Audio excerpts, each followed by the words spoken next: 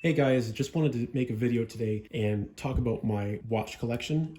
If you watched my Apple Watch unboxing and review, you probably saw my Rolex Submariner in that video. I've been collecting watches now for about 9-10 years, starting in about 2011. And now that I'm actually starting to sell off quite a bit of my collection, I decided that I would take a moment, film a video, showcase what my collection has consisted of, and talk about some of the missing pieces that I've had over the years as well. And I'll kind of go through each watch that I've had and that I do have, and sort of what they mean to me, what they represent.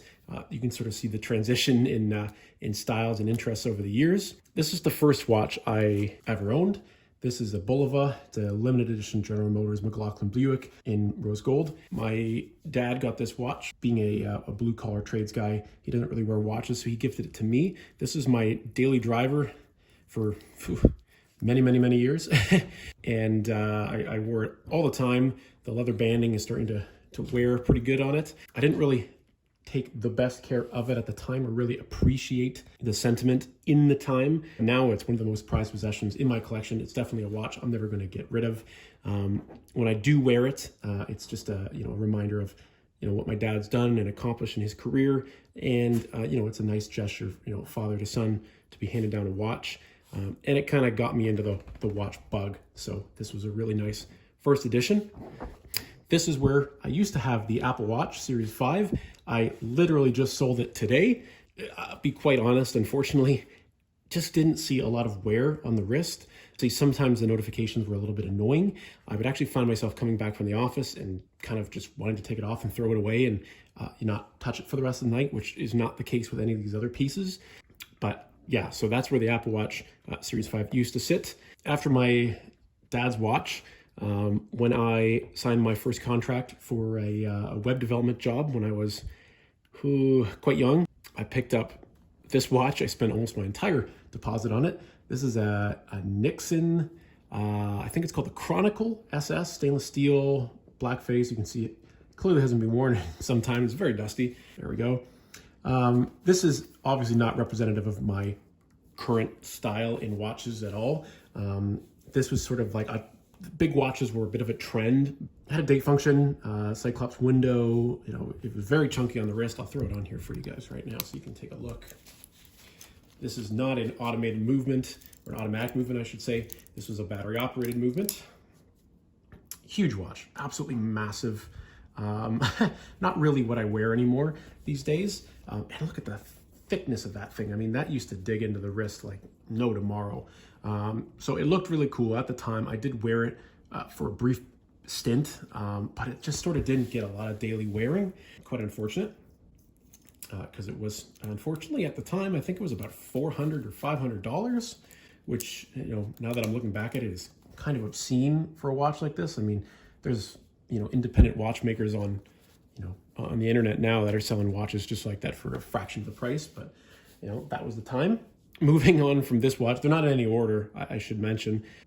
I had a fallout with my first long-term serious girlfriend. We had bought a house together. When that property deal fell through because we separated, I, maybe foolishly, maybe not foolishly, it's up to you. I took the deposit money that I got back and I purchased my first Rolex. This is the Submariner on stainless steel with the black dial. Probably the most iconic watch ever. This one still gets very frequent daily wear, and this is probably the one piece I'm not going to be selling from my collection at this time. So there it is on the wrist. I mean, just a nice, really classic look. I mean, you can't beat that. It is one of the older bracelet styles, I should mention. It's not the new Oyster or Oyster Flex bracelets. It's an F serial, so originally manufactured in the very early 2000s. I was 21 years old when I purchased this watch. I found myself very fortunate to be in a position where I could own a watch like this at 21. And I bought it secondhand on the secondhand market, and it's actually increased in value substantially since purchasing it.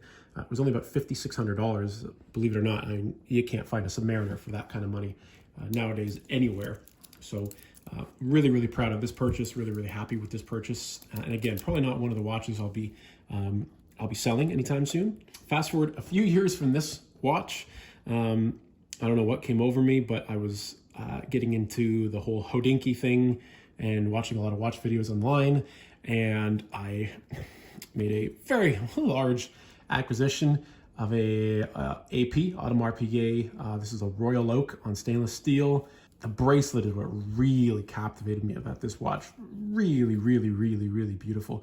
It's got the blue, I think it's the blue dial on there. It's the full chronograph, of course. Really, really, really nice watch. But because of its price tag, it basically means I almost never wear it. It gets extremely limited wear. But I do wear it to, very formal events like weddings and that sort of thing, or, some of my higher end business meetings. But yeah, in general, just not a lot of wear. I really do like the watch. I'll put it on for you now. But I'm quite nervous, I guess would be the right word, to take it out on the road. I don't know, it's kind of a silly thing. Yeah, it's got just a little bit of light wear and tear on it, but I really do love that.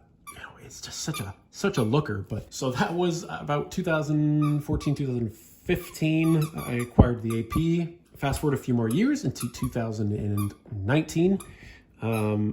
Last year, I was celebrating the sale of my investment property, my condominium. So I purchased this guy. This is, of course, the Tekwar Monaco, another classic. I will make a note in the comments with the exact reference. But it's the chronograph with black face, which is kind of unusual. Typically, this comes on the blue face or on another color, but really do like the look of that one. Found it in the same town my condo was located in. They have a little jeweler shop downtown, and decided, hey, this is a good sort of celebratory piece. Wore this to my best friend's wedding back in 2019. I was his best man, and again, just a really nice piece to wear with a suit, or sort of as daily wear on this nice leather strap. So that's the Monaco on the wrist. So sort of stepping back from the Monaco, when I was purchasing the AP, I was sort of looking at potentially something else. And about a year and a half after I acquired the AP, the new Rolex Daytonas became announced. This is, of course, the Chronograph Daytona with I think it's called the Panda dial, the black and white. This one was very, very hard to find. So it only actually arrived in my collection in about late September 2019, which is kind of nice. My birthday's in September. It was a nice sort of birthday gift a few years, I should say, after trying to originally get it. But again, like the AP, it seldom gets worn. I wore it to a wedding earlier this year.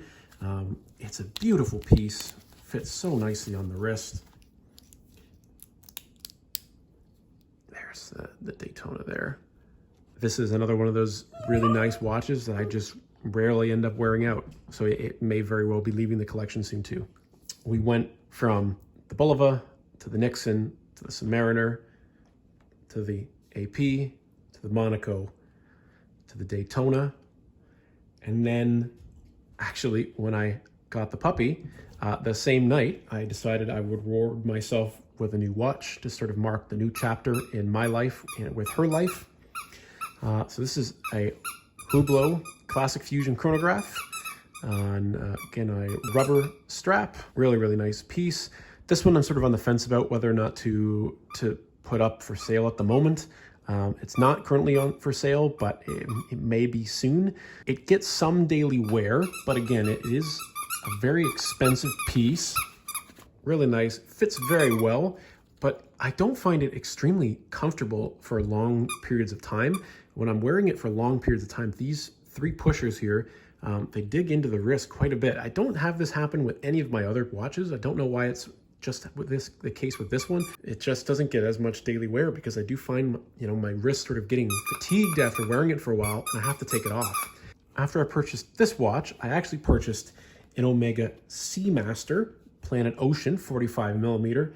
I'll put a picture of it up on the video, but that one rarely got worn. My coworker was looking for the same piece, and him and I sort of got into a friendly bidding match, and I ended up winning the watch, even though I didn't really want it. And again, it was a really nice piece, and I did wear it a little bit, but yeah, not a lot of daily wear. It was a big chunky watch, almost as big as this guy again. Just didn't really fit in my collection and not really suitable, unfortunately, for daily wear. A couple of weeks ago now, I have sold the Seamaster, and then about a month after I bought the Seamaster, for Christmas of 2019, I got myself this one here, the Rolex Daytona 2 41 millimeter with a black dial on stainless steel. This is, of course, the new Oyster Bracelet. I really, really, really love this piece, but daily wear really beats up these bracelets. Like, that's after just a few months of ownership. I mean, quite beat up. The polishing and the care that goes into it. I mean, this guy sees far more daily wear because it's like this bracelet never shows wear, like never. This bracelet is just incredible. It is the older style and it's got the older clasp. This watch, you know, I purchased, like I said, I was 21 years old. I'm going to be 29 this year. And this thing doesn't look like I've been wearing it almost every day for 8 years. And this thing's been in, you know, 3 oceans. Every time I travel, comes with me on every single trip. You know, after just a couple of months, this Datejust is looking rough. Beautiful, beautiful watch. But I'll put it on the wrist for you here. There it is. Yeah, again, just a very, very nice watch, but not super rugged. The two-tone, you know, the brushed inners, it wears so quickly. And again, that's, you know, 3 months, 3.5 months, 4 months of wear. It's pretty crazy. Now, I should also point out, in addition to the Omega that I sold, I also did have a Panerai at one point. I think it was PAM 310, the Luminor submersible. Again, it was in, I think I had it in 2015 or 2016. Very minimal daily wear. It was, again, I liken it to the sort of chunkiness of this Nixon. But yeah, the Panerai, unfortunately, again, very limited wear. It was a beautiful watch. Really nice to look at. I'll put an image up for you again. But yeah, the daily wear factor just extremely low, and it's kind of unfortunate. But now, in terms of moving forward from this set, I'm going to be offloading a few pieces, and the only watch I currently have my eye set on is one, a GMT Master 2, an older GMT Master 2 with a more traditional bracelet, not the Jubilee bracelet, the new model. I'm not a fan of the Jubilee bracelet. It's too much. And number 2, I'm looking for a Omega Speedmaster Dark Side of the Moon.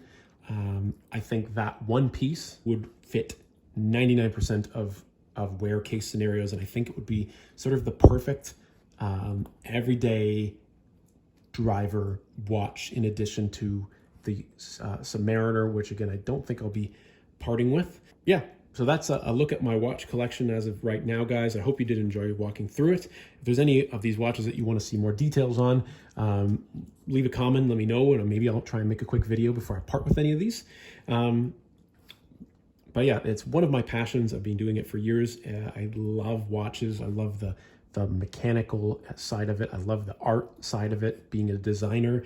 You know, when I see a really sharp looking watch on somebody's wrist or in a showroom, you know, it speaks to me. It sort of calls my name, so to speak. It sounds cheesy, you know, but watch guys will understand it. You know, there's something to be said about these compared to smartwatches. These are classic, you know, a nice timepiece, mechanical timepiece with an automatic movement. You know, it's going to last forever if it's taken care of well.